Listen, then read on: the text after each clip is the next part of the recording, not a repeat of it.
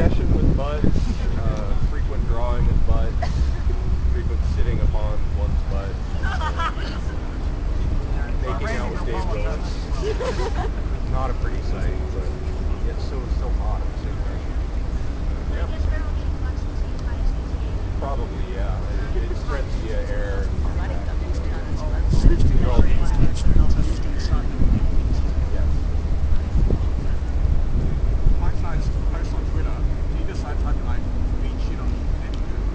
I actually have the stuff that I don't just find on GuruChat for pint size, which is the quickest way because that site's horrible. I actually have a really easy metric that you can use at home if you want to find horrible hentai.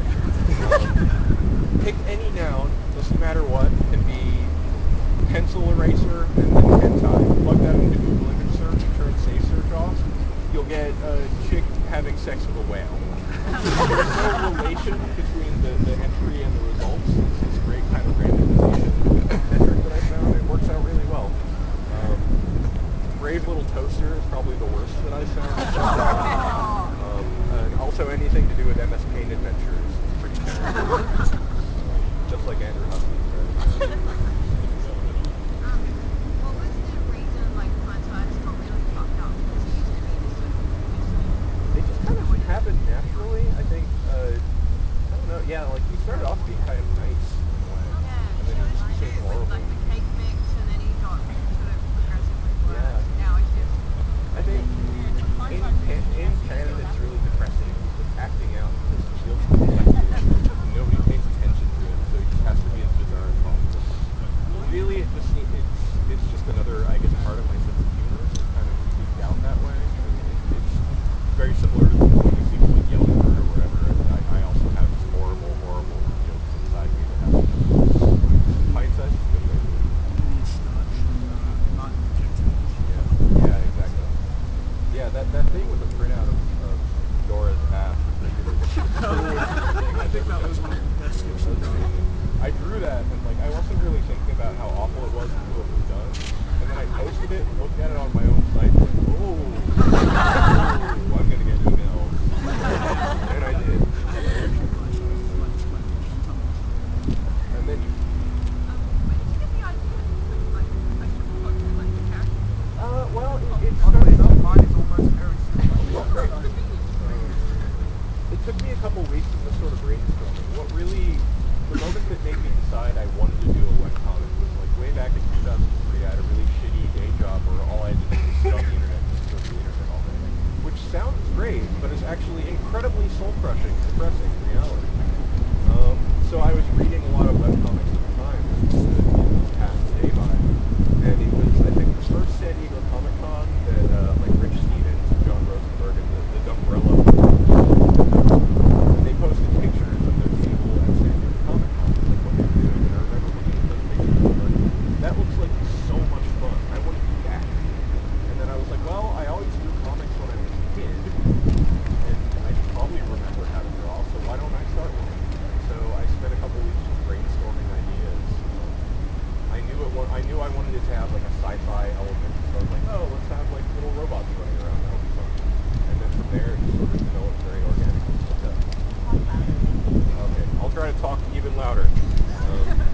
Yeah, I feel like I am. Alright. So yeah, it was a very organic process. And if you look back, you can see that the original focus of the script was really narrow. I thought it was just going to be about Martin and his little pet robot and their horrible lives. But then Faye showed up like 3 strips in, and all of a sudden I had all these other ideas.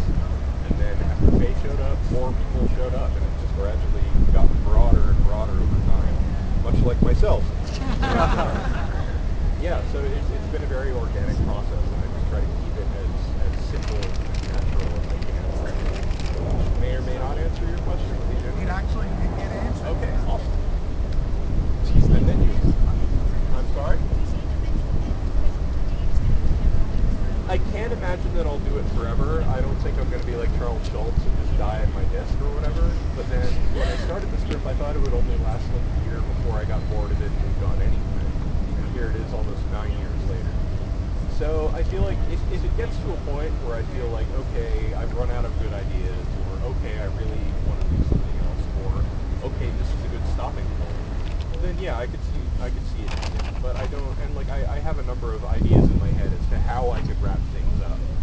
But you know, I could decide to do that when I get home, or it could be 10 years from now. I don't really know about like a specific time.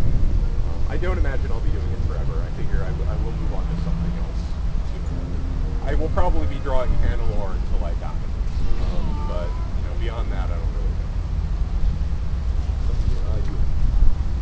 There is far less indie references and hipster references since the beginning. Was that because you just got bored of the references, or was it just too much effort? Part of it was boredom.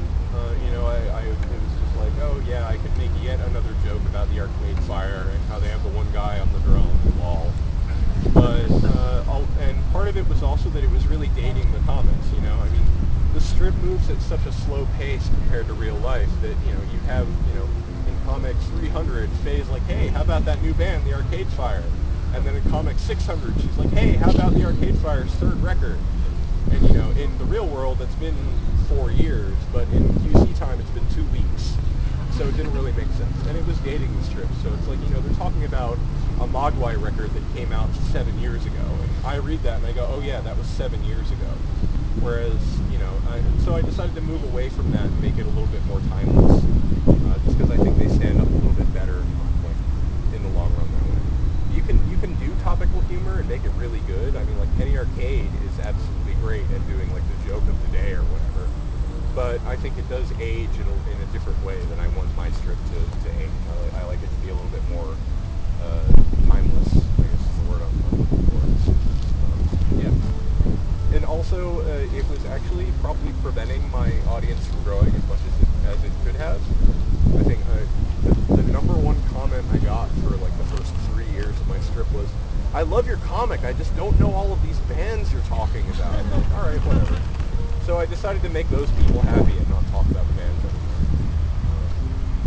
So yeah, it's been kind of more an organic thing. I didn't sit down one day and say, okay, no more indie rock jokes.